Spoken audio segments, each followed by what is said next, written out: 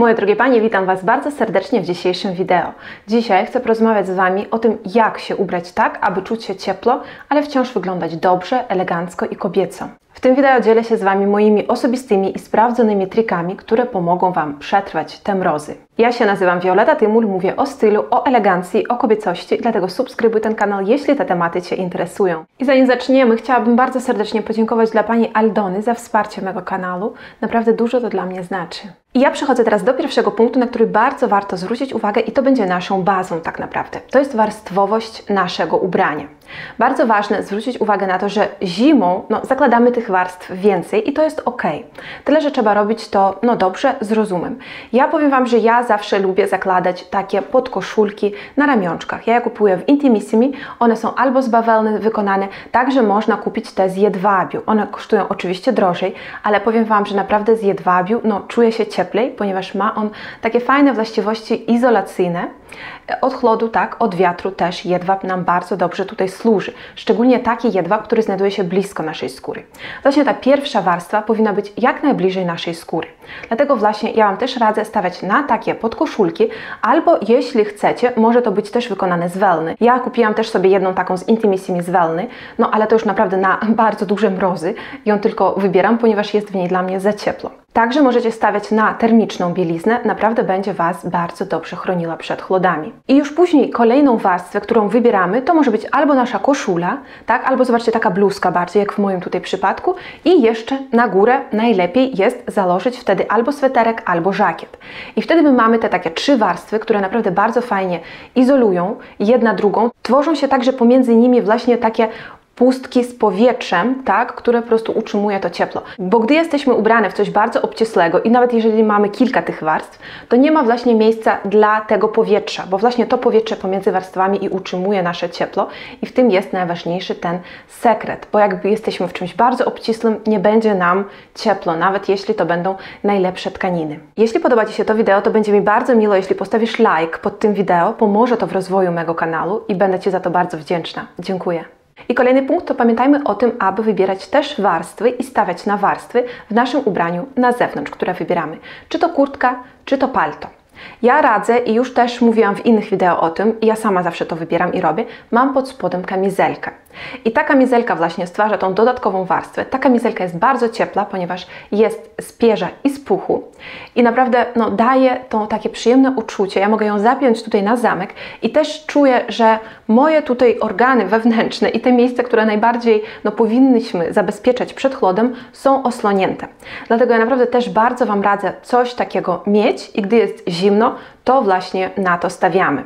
Także bardzo fajnie jest, jeśli Wasza kurtka ma pasek, tak? Bo jednak zwróćcie uwagę na to, że jeśli właśnie to miejsce, nasza talia jest przewiązana czymś, jakimś paskiem, czy po prostu tutaj mamy tak tą kamizelką właśnie oslonięte, to zawsze będzie nam cieplej, niż po prostu jeśli mamy taką luźną kurtkę, szczególnie teraz czasami są takie modne, że po prostu jest ona w takim prostym kroju, od góry do dołu, to wtedy tutaj ten wiatr, ten chłód po prostu od dołu nam się przedostaje i tutaj właśnie to miejsce jest niezabezpieczone. Dlatego myślę, że warto na to zwrócić uwagę i zadbać o swój komfort i o swoje zdrowie w ten sposób. Jeśli jeszcze nie obserwujesz mnie na Instagramie i nie subskrybujesz mego newslettera, to będzie mi bardzo miło, jeśli dołączysz już teraz. Linka znajdziesz w opisie tego wideo. Kolejny punkt to stawiamy także na rajstopy. Rajstopy, które zakładamy też pod spodnie, czy to może ze spódnicą, tak? Tutaj dłuższą spódnicę już bym radziła, tak? Jeśli są oczywiście chłody i jest zimno na zewnątrz. Tutaj warto też zwrócić uwagę na to, że rajstopy mogą być różne. I też bardzo pięknie jedna z pań właśnie napisała mi w komentarzu z zapytaniem, czy rajstopy z wiskozy, które też sobie niedawno kupiłam, nie chłodzą. I właśnie powiem Wam, że z mego doświadczenia, teraz właśnie miałam bardzo dobry moment, żeby porównać te rajstopy z kaszmirem, z lekkim dodatkiem kaszmiru, tak, ale takie wełniane rajstopy w połowie swego zestawu, które kupuję zwykle w Calzedonii, są one naprawdę o wiele bardziej grzejące. Więc jeśli jest zimno na zewnątrz, idziemy na jakieś długie spacery, wiemy, że długo będziemy na zewnątrz, to radzę jednak wybierać te rajstopy takie z wełny, z lekkim dodatkiem kaszmiru, naprawdę są one fajnie ogrzewające. Jednakże, jeśli wybieramy właśnie rajstopy do sukienki, do spódnicy, chcemy, żeby to wyglądało zgrabniej, ale może nie chcemy, żeby to wyglądało aż tak bardzo grubo, tak, żeby nogi nie pogrubiało, żeby te rajstopy też wyglądały tak bardziej elegancko, to wtedy właśnie radzę wybierać te rajstopy 100 den, czy takie wiskozowe. Ja teraz teraz niedawno sobie kupiłam na 180 den. Są one też dobre, też jest w nich ciepło, ale nie są one aż tak bardzo grzejące.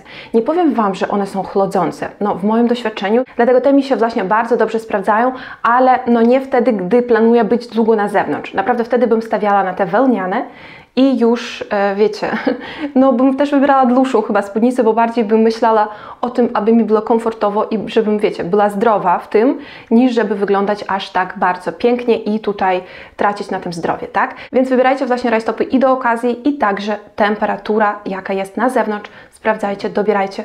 Po prostu testujcie różne rajstopy i później będziecie już wiedziały, które właśnie podobają się Wam najbardziej, właśnie i na różną pogodę, i na różne okazje. Pomimo trików stylizacyjnych warto także zwrócić uwagę na skład i na tkaninę, z której wykonane zostało nasze ubranie.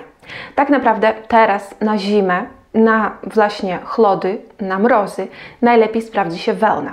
I teraz powiem Wam, że no najlepsza to jest oczywiście wełna z alpaki, najcieplejsza, też mohair, jest bardzo ciepły, bardzo grzejący, no tyle, że może troszkę się puszyć, może być troszkę gryzący, tak? To więc jeśli ktoś no, jest uczulony, nie lubi, to możecie też tutaj powrócić do poprzedniego punktu, do tej warstwowości i założyć może jakiś taki cienki podkoszulek.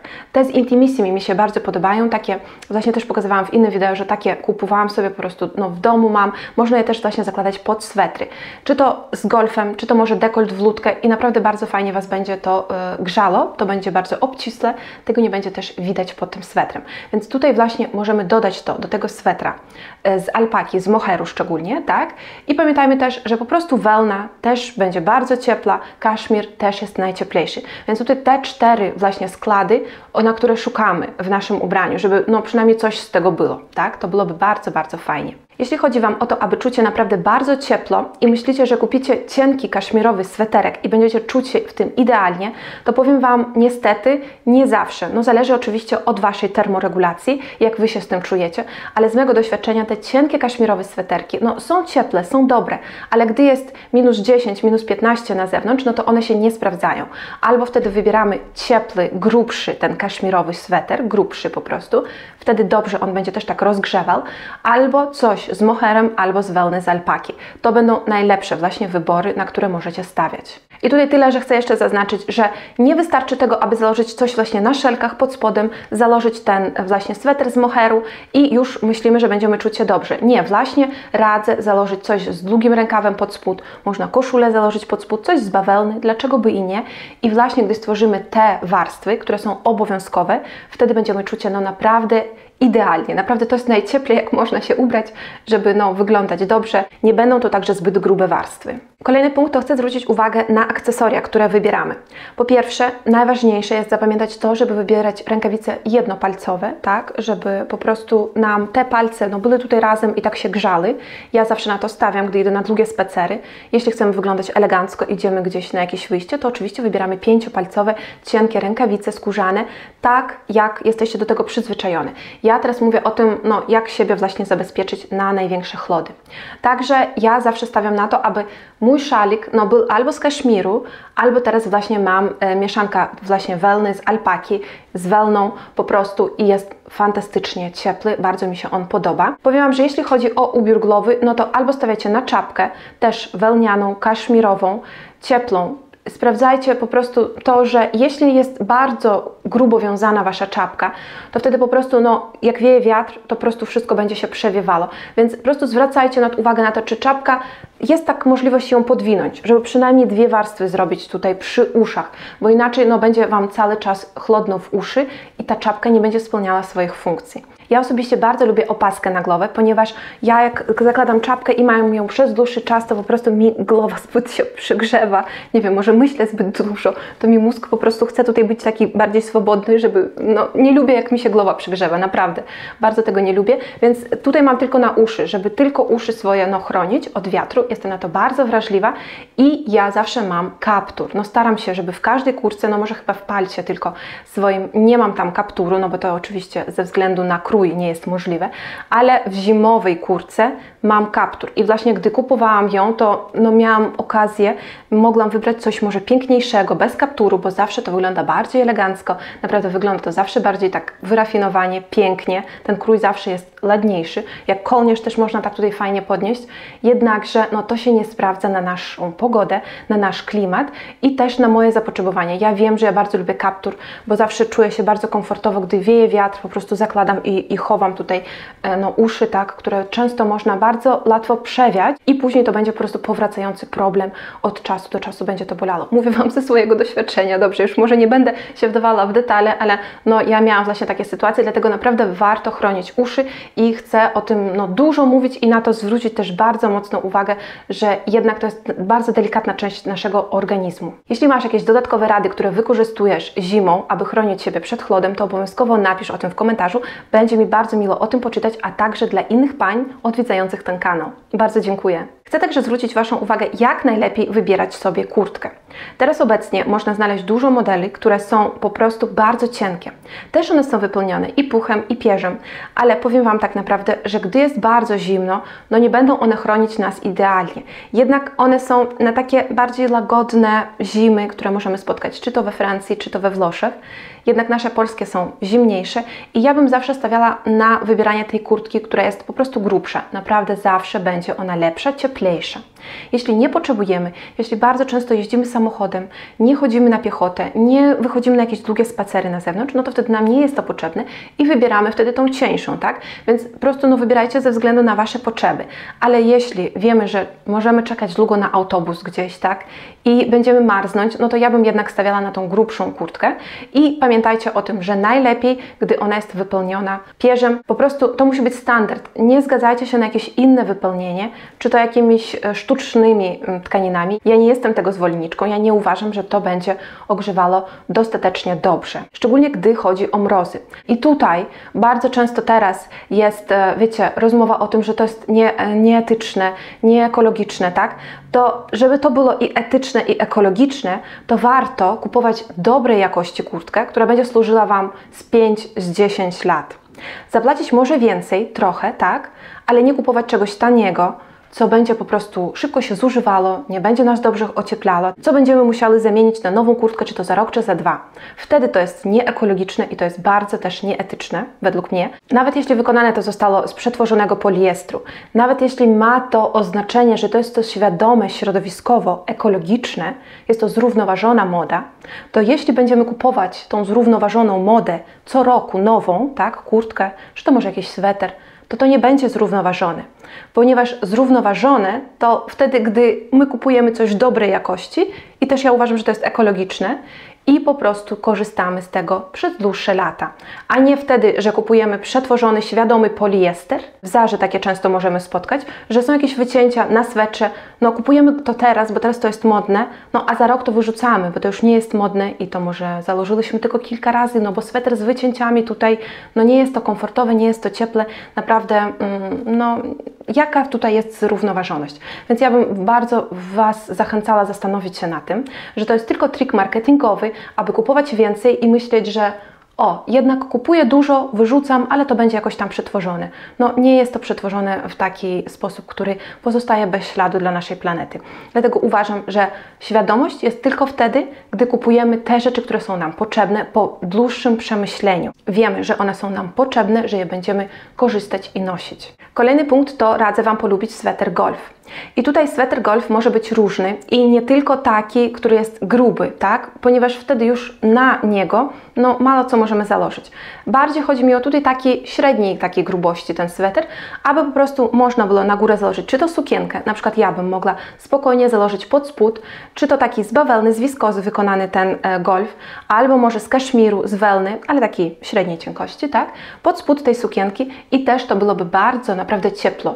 ta sukienka jest z wełny, dlatego to byłoby fantastycznie ciepło, ale powiem Wam, może nawet za ciepło, dlatego ja wolę coś łatwiejszego pod spód zakładać, ale można założyć może jakąś cieńszą wtedy sukienkę, tak, na wełniany taki golf, może jakąś taką z przejściowego sezonu, czy nawet letnią, tak, więc pięknie to będzie ze sobą zestawione, się komponowało, także możemy żakiet spokojnie założyć na ten golf, czy jakiś inny sweter. Ja tak bardzo często robię, gdy idę na spacery, zakładam golf, taki bardziej obcisły, który oblega moje ciało, a na górę zakładam jeszcze taki bardziej luźny sweter i wtedy mam tą fajną izolację, tutaj mam też szyję bardzo dobrze owiniętą, przykrytą i czuję się naprawdę zawsze dobrze, nawet jeśli szalik mi się troszkę rozwiąże, wtedy też nie czuję tej potrzeby tak mocno tego szalika naciągać na szyję, więc szczególnie jeśli wieje wiatr, tak, więc co się zdarza w Warszawie bardzo często, naprawdę do porównania z Wilnem jest o wiele bardziej wiecznie w Warszawie i powiem Wam, że właśnie ten golf dużo nam tutaj gdzie się sprawdzi. Można też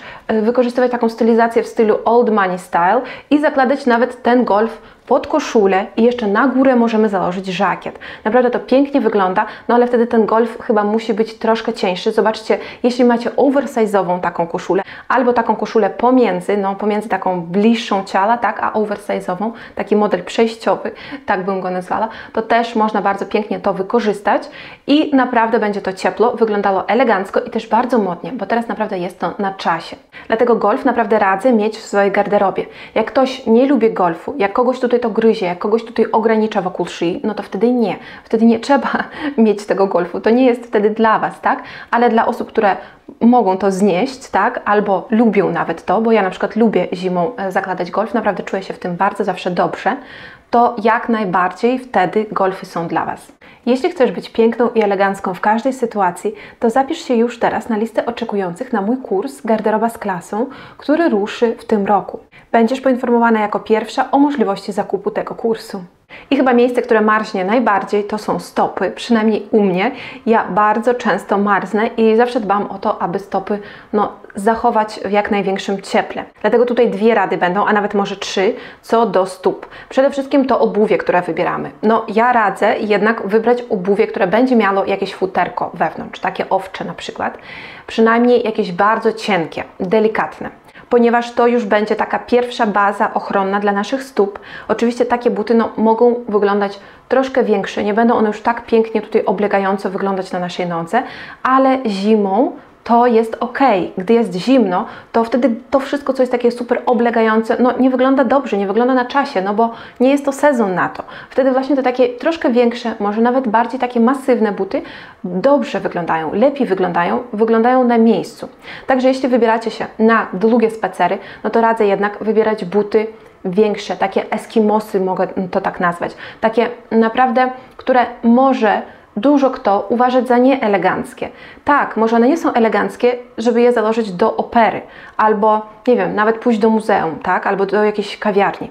Może to nie jest eleganckie, na pewno nie jest, ale jeśli idziemy na długie spacery, jest śnieg, jest zimno, jest -10, -15 więcej, a nawet i -5, to wtedy te buty wyglądają naprawdę bardzo dobrze na miejscu, a najważniejsze, że nam jest komfortowo i ciepło. To jest pierwszy punkt co do wyboru obuwia. Także jeśli macie takie cienkie futerko, a jeśli nie macie jego w ogóle, to najważniejszym momentem dla Was będzie dodać wkładkę do tego obuwia i wkładkę taką wełnianą. Już przynajmniej ona odizoluje Waszą stopę, tak, od ziemi. Oczywiście tutaj palce dookoła nie będą niczym okryte, jeśli wybieracie obuwie bez futerka. Już tutaj trzeba pracować z tym, co mamy, tak? Przynajmniej właśnie ta wkładka będzie dodatkowo chronić. Też to dobrze tą wkładkę korzystać. Może ona być nie z futerkiem, ale z taką wełną też, taka biała ona jest, z taką folią na zewnątrz. Ona jest cieńsza i też będzie bardzo dobrze pasowała nam na takie mniej chłodne momenty, a może dla kogoś i na chłodne, kto mniej marznie w stopy. Także będzie ona właśnie dobrze się komponowała do tych bardziej delikatnych butów, tak? Takich bardziej obcisłych, delikatnych, kobiecych, eleganckich butów. Bardzo właśnie taką cieńszą wkładkę można wkładać i też po prostu dodatkową izolację sobie w ten sposób zachowujemy. I trzeci punkt, co do naszych stóp, to można jeszcze założyć dodatkowe skarpety. Ja bardzo często tak robię, że zakładam rajstopy, później na przykład na górę mam spodnie założone albo spódnicę i jeszcze założę takie skarpetki, czy to cieńsze, czy to troszkę grubsze, wełniane. Naprawdę stawiam na naturalną tutaj tkaninę. Skarpety naprawdę nie mogą być z poliestru, bo Wam się stopa spoci i będziecie się czuć jakby po prostu w jakiejś cieplarni. Więc to nie jest dobre. Tutaj właśnie stawiamy na naturalną tkaninę, stawiamy tutaj na to, że tworzymy dodatkową warstwę i po prostu wkładamy w nasze buty. I gdy jest naprawdę bardzo zimno, to ja korzystam i z wkładki, i z tych dodatkowych skarpetek razem. Oczywiście ten but musi być troszkę większy, ponieważ do takich bardziej eleganckich butów, to chyba bym mnie w nie mieściła. Ewentualnie gdybym założyła taką cieńszą skarpetkę, to wtedy oczywiście mogę to zrobić. Ja też te cieńsze skarpetki kupuję w Calzedonii z takim niedużym dodatkiem kaszmiru. Mi się one dobrze sprawdzają, w nich ta noga też nie poci się, ponieważ te inne takie bez tego dodatku kaszmiru to mi się nie podobały, mi się właśnie poci w nich bardzo noga i później jest mi zimno, bo jak się noga spoci, to później będzie bardzo zimno, po prostu trzeba zdjąć te skarpetki, wymienić. Dlatego ważne tutaj i zwróciłam też Waszą uwagę na to, aby stawiać na naturalne tkaniny. I ostatni punkt, taki mój naprawdę bardzo osobisty trik i wynalazek, chyba muszę to zapatentować sobie, ale ja mam taką spódnicę, którą zakładam na górę, na przykład na spodnie i wykorzystuję ją, aby się przedostać z miejsca A do miejsca B, gdy muszę iść, gdy jest zimno, albo gdy idę na spacery. To wtedy mam założone na sobie i rajstopy, i spodnie, i jeszcze na górę właśnie mam tą spódnicę, którą właśnie ona sięga właśnie mojej talii i tutaj wszystko mi, tak wiecie, izoluje, ogrzewa.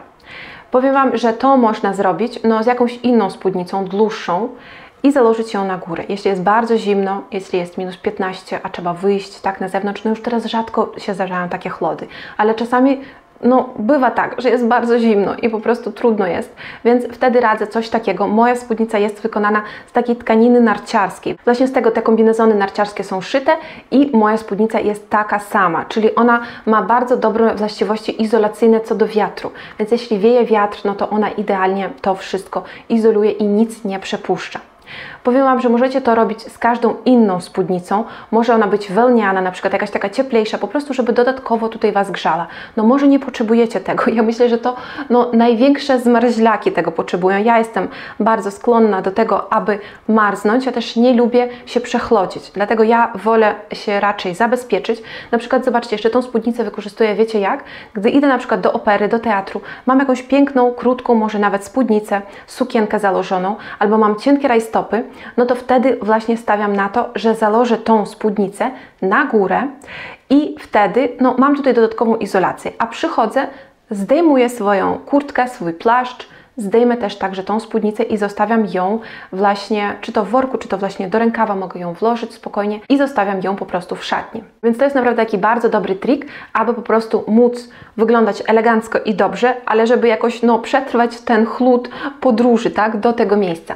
Także jeśli chodzi o operę, bardzo też często sobie po prostu biorę szpilki, czulenka ze sobą i się przebieram właśnie w szatni. Później często mam po prostu ze sobą worek i to wkładam do worka, tak, te swoje obuwie i po prostu worek oddaję do zawieszenia przy mojej kurtce.